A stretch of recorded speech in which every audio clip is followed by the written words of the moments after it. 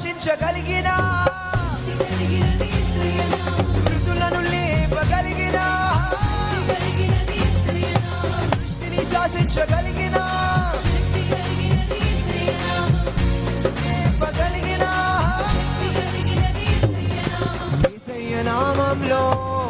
శక్తి ఉన్నదయ్యా శ్రీ యేసయ్య నామములో ముక్తి ఉన్నదయ్యా యేసయ్య నామములో శక్తి ఉన్నదయ్యా శ్రీ యేసయ్య నామములో ముక్తి ఉన్నదయ్యా